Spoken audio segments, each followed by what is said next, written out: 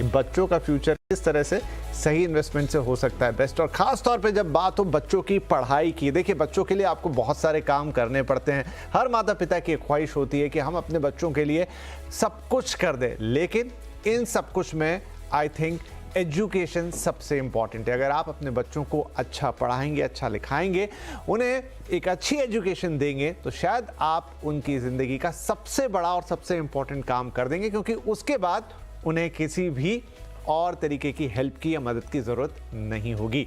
हम जब भी सोचते हैं फाइनेंशियल प्लानिंग के लिए एजुकेशन के पॉइंट ऑफ व्यू से, तो हम सोचते हैं कि फॉरेन भेजेंगे, इंजीनियरिंग कराएंगे, मेडिकल कराएंगे, मैनेजमेंट कराएंगे, वहाँ बड़ी फीस लगेगी। लेकिन फिर वो सब हकीकत ये है कि स्कूल ज़्यादा पैसा ले रहे हैं आजकल। क्या उसका कोई तरीका है कि हम वो जो ईयरली बड़ी सी फीस जाती है उसको भी फाइनेंशियल प्लानिंग के ज़रिए मैनेज कर पाएँ अच्छी तरीके से, ताकि अच्छे से अच्छा स्कूल भी हो? करेक्ट। देखिए विपिन सर बिल्कुल सही कह रहे हैं कि स्कूलिंग ही इतनी एक्सपेंसिव हो गई है।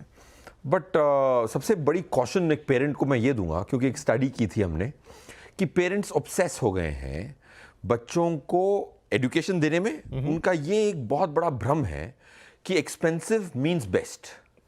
ये भ्रम स्पेशली अर्बन सिटीज में तोड़ना बहुत ज़रूरी है आपके चैनल के माध्यम से। आप देखिए, एक इंजीनियर जो आज पढ़ के निकलता है उसकी सैलरी है आज की इंडियन जैसी हम आईटी कंपनीज लिस्टेड हैं, आप देख लीजिए 60-70 हज़ार पर मंथ है। आज एक टीचर, प्राइमरी टीचर जो आपको प्राइवेट ट्यूशन डिजिटली ऑनलाइन देता है, वो 1 घंटे के 2,000 चार्ज कर रहा है। राइट। तो अब आप ये देखें ये क्या क्या डिस्पैच, 2 घंटे पर डे, मतलब तुम 8 घंटे पढ़ाओ तो 16,000 पर डे। राइट। जिसकी शिक्षा आप देने की कोशिश कर रहे हो, उस शिक्षा प्राप्त करने के बाद 60-70 हज़ार मिलते हैं इंडिया में, और आपको ये सर्विसेज। सो पेरेंट्स को फर्स्ट क्वेश्चन ये दूंगा कि आप अपनी ऑब्सेशंस को थोड़ा कंट्रोल में करें। ओके। सेकंड, जैसे पूजा मैडम ने कहा कि महंगाई ज़्यादा है, 8 से 10% की महंगाई, 9% मैडम ने कहा, बट इससे ज़्यादा जो इन्फ्लेशन है वो एस्पिरेशनल इन्फ्लेशन है। 10 साल पहले आप उनको सीबीएसई स्कूल से खुश थे। जैसे बड़े बच्चों की, मेरे को आपने मेरी उम्र देख के आपने बोला होगा बड़े बच्चे तो I am so depressed, but anyway children's day पे it's my son's birthday also and he turned older 13 years. Zidan is his name. So coming back, तो मैं ये कह रहा हूँ कि जो एजुकेशन इन्फ्लेशन तो ठीक है ही, 9% तो है, बट दूसरा जो आपकी अपग्रेड है, एजुकेशन अपग्रेड की जो चाह है वो बढ़ती जा रही है जी। आज की डेट में। सोशल सर्कल में अगर आपसे कोई पूछता है ना, आप कहाँ रहते हैं, आपका बच्चा कहाँ पढ़ता है, वो ये पता नहीं करना चाहता कि आपका बच्चा कहाँ पढ़ता है, वो आपकी सैलरी नाप रहा है। राइट। तो ये ऑब्सेशन को अर्बन में बहुत बड़ा कल्चरल शॉक मिला है मुझे जब मैंने एक सर्वे किया in the social circle. So I think that's one thing which I am waking the audience up to. नहीं, बहुत अच्छी बात ये आप कह रहे हैं कि आपको क्वालिटी एजुकेशन देनी है, आपको अच्छी शिक्षा देनी है, ना कि एक्सपेंसिव या महंगी शिक्षा देनी है। उसका अंतर तो डेफिनेटली दर्शकों को समझना होगा। और ऐसा क्यों कह रहे हैं फिरोज साहब? क्योंकि यही तो आपकी फाइनेंशियल प्लानिंग का बेस बनेगा। थोड़ा और अब इसमें आगे निकल जाते हैं, 20 से 25 साल की प्लानिंग पे आते हैं, क्योंकि एक और बात है, आजकल बहुत सारे कोर्सेज ऐसे हैं या बहुत सारी एजुकेशन स्ट्रीम्स ऐसी हैं जहाँ पर पढ़ाई लंबी हो रही है। लोग 26, 27, 28, 30 तक पढ़ते रहते हैं। तो अगर हम थोड़ा और लंबा करें होराइजन, तो क्या वहाँ पर जो मैम ने बताया वहाँ से थोड़ी स्ट्रैटेजी बदलेगी, ऑप्शंस बदलेंगी? मेरे हिसाब से डेफिनेटली अवधि पे बहुत निर्भर करता है। एक इंसान की रणनीति जो है ना, टाइम पे बहुत निर्भर करती है। और कंपाउंडिंग का जो 8th वंडर कहते रहते हैं लोग, उसका भरपूर फायदा होता है अगर आप खुद छेड़खानी उस इन्वेस्टमेंट से नहीं करते तो। सबको कंपाउंडिंग चाहिए, बट उनके एक्शंस भी कंपाउंड होकर इतनी जज्बाती हो जाते हैं लोग और इनडिसिप्लिन हो जाते हैं, वो भी कंपाउंड हो रहा है। रेस्टलेसनेस कंपाउंड हो रही है, इम्पेशंस कंपाउंड हो रहा है, राइट। सो डिस्ट्रैक्शन कंपाउंड हो रहा है, इंफॉर्मेशन कंपाउंड हो रहा है, ना कि सिर्फ रिटर्न। तो you have to control all that. That's point one. अगर मेरे हिसाब से तो कोई भी गोल जो 10 साल से ऊपर है और आप एक मुश्त निवेश नहीं कर रहे, अगर आप 1 रुपया भी डेट में रख रहे हैं, तो इट इज काउंटर इंट्यूटिव। ऐसा नहीं हो सकता कि इंडियन कॉर्पोरेट 10 साल में उनकी इक्विटी कम बढ़े और उनका ब्याज आपको मिले ज्यादा। ये नहीं हो सकता। It's against the basic principle of economics, right. आप उधार लेके कंपनी चला रहे हैं और उधार वापस भी कर देंगे और उसमें कोई रिस्क नहीं होला और कंपनी की ग्रोथ ब्याज से कम होगी, तो return on equity can not be return less than return on debt. अवधि 10 साल की इंपॉर्टेंट है। ठीक है। सो रणनीति हमेशा 20 साल के इसमें हमेशा ये रखें कि आपको 90, 95, 100% को इक्विटी में रखना है। और अगर आप SIP करें तो डरने की बात नहीं है। पॉइंट 2 ये क्या है कि आपको ये सोचना है कि अगर आपको पढ़ाई करानी है, एजुकेशन पे मेरे हिसाब से सिर्फ आपको कंटिंजेंसी प्लान करनी है एज अ पेरेंट। ओके। ये एक सर्वे हमने किया, हमारे पास हमारी यंग कंपनी है, 1150 लोग हैं, उसमें से 414 अप्रेंटिस टाइप 20, 23, 24 साल के लोग हैं। उसमें जब मैं देखता हूँ, हमने IIM से भी हायर किए, ठाकुर कॉलेज से भी हायर किए, बहुत वैरायटी लोगों से हायर किए। जिस बच्चे ने लोन लिया था उसकी सीरियसनेस कमाई पे और वैल्यू सिस्टम उसका इंटैक्ट रहा। अगर आपने उसको बोला कि भाई तू जा यूके में पढ़ 1 साल, फिर वहां से PhD के लिए तू टेक्सास चला जा और मैं पूरा खर्चा उठाता हूं, ये मान के चले आप एजुकेशन दे देंगे बट वैल्यू सिस्टम अनवाइंड कर देंगे। राइट। ऐसे काफी HNI बच्चे देखे हैं मैंने जिन्होंने सिल्वर स्पून के साथ बाहर जाके पढ़ाई करी, वो इंडिया आके पेरेंट्स से मिलने के लिए तैयार नहीं है। तो आप ये सोचें ना कि मैं 18 की उम्र में बाहर भेज दूंगा और उसको शिक्षा दे दूंगा। आप इंडियन वैल्यू सिस्टम को जरूर कॉम्प्रोमाइज करेंगे। ये हम तैयार नहीं है एज इंडियन पेरेंट्स कि भाई 18 साल के बाद, मैं एक बच्चे को जानता हूं, वो आए इंडिया कोविड के टाइम पे, 2 साल होटल में रहे, पेरेंट्स के साथ नहीं रहे, क्योंकि उनके पेरेंट्स के पास पैसे थे, क्योंकि उनको 16 की उम्र में बाहर पढ़ाने के लिए भेज दिया था। पढ़ाई अच्छी हो गई, शार्प हो गए, किसी से भी आप कहीं भी बड़ी सी सभा में खड़ा कर दो, बात कर लेंगे।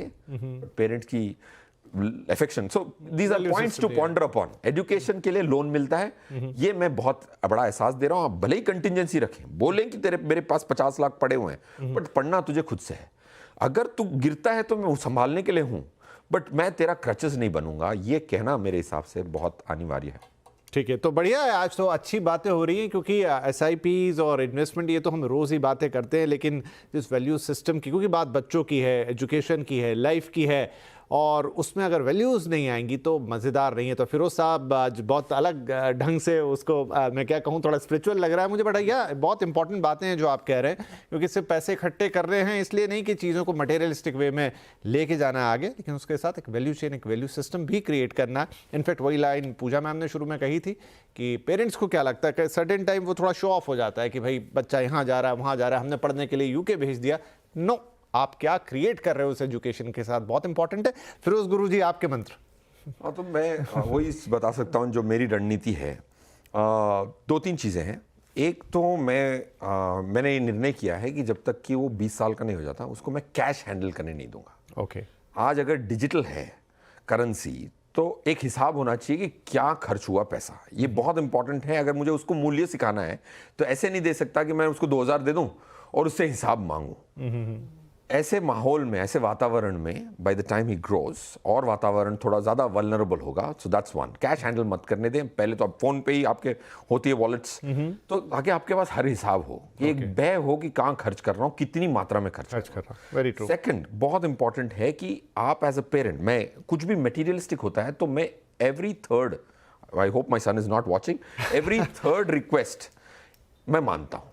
2 ना तो 1 हाँ। 1 हाँ, ओके। अंदाजन ये हिसाब रखें। पेरेंट्स प्यार दिखाने के लिए हाँ ज्यादा बोल जाते हैं, तब जाके प्रॉब्लम होता है। तो अगर आप एक रेशियो रखेंगे कि भाई मुझे 3 चीजें मांगी गई, तो मैं 1 हाँ बोलूं, तो फिर भी एक कदर रहती है कि पैसा अनलिमिटेड नहीं। राइट। तीसरा, पैसे की अमाउंट्स की एक बड़ी क्यूरियोसिटी होती है। मेरा बेटा हमारी कंपनी के शेयर रोज ट्रैक करता है और ये पूछता रहता है कि हमारे पास शेयर कितने हैं। ओके। तो मैं बड़ा आश्चर्यचकित हो गया, यार ये इसको वैल्यू क्यों इतनी, भाई इज सो क्यूरियस।